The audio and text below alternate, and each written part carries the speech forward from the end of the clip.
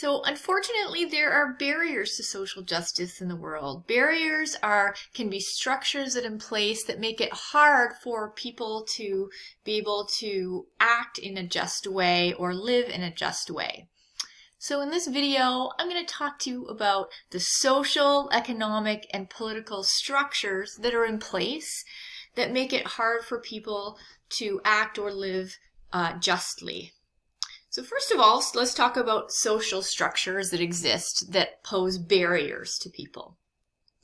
So a social structure is a group of people that interact often. So think about a type of social structure that might exist in your world or in your circle.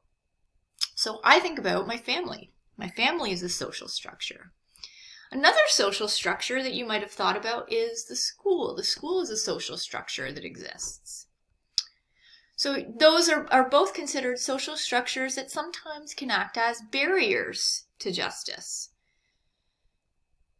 So our social structures basically help define who we are in society relative maybe to other people.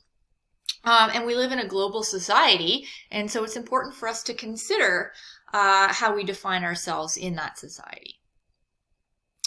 So when we look at social structures, we can kind of break groups down or talk about subjects based on, a person's race, for instance.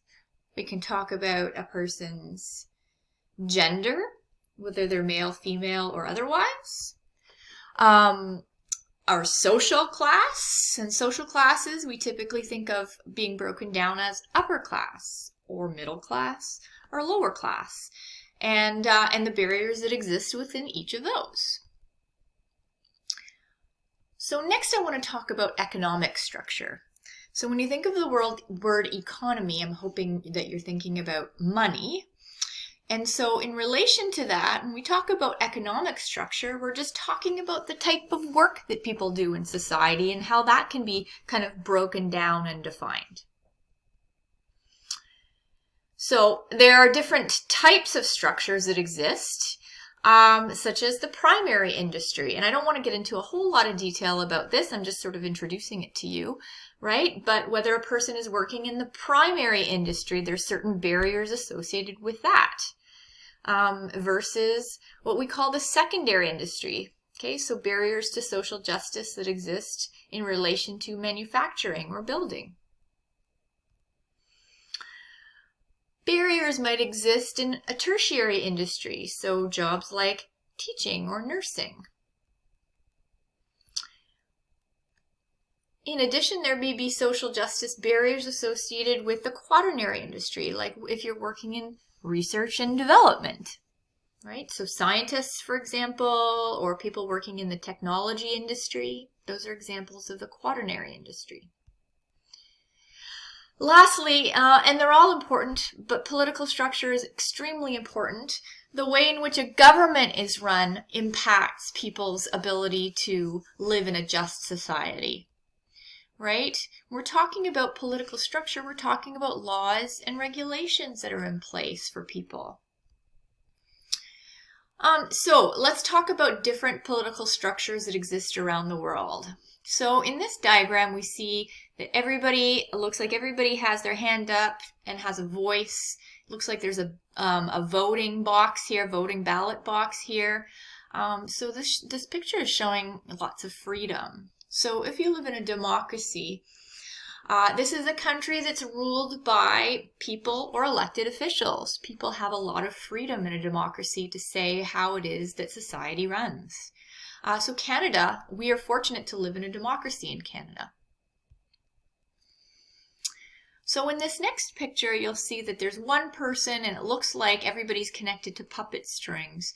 And so what this picture is meant to describe is a society where people are being very, very closely controlled and individuals don't have freedom. This is what we call a totalitarianism society. And in a society like this, the government has absolute control over the people. People don't get to make decisions for themselves. A good example of this would be in North Korea. right now. We might also think in the past of, Nazi Germany during World War II under the reign of Adolf Hitler.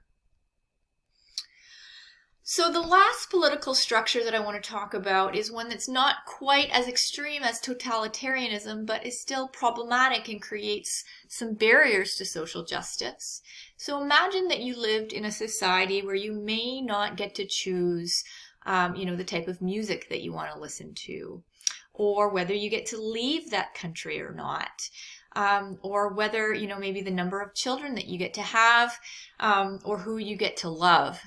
That country is called an authoritarianism. It would be run under an authoritarian type individual. It's less controlling, but you still don't have freedom to make certain choices in your life. A good example of a country that lives under this type of political structure would be Cuba under Fidel Castro, or even Venezuela under Hugo Chavez. So, I hope that this video broke down some of the different social, economic, and political barriers that can exist into having a just world. If you have any questions about this, make sure that you reach out and I'll be happy to help you.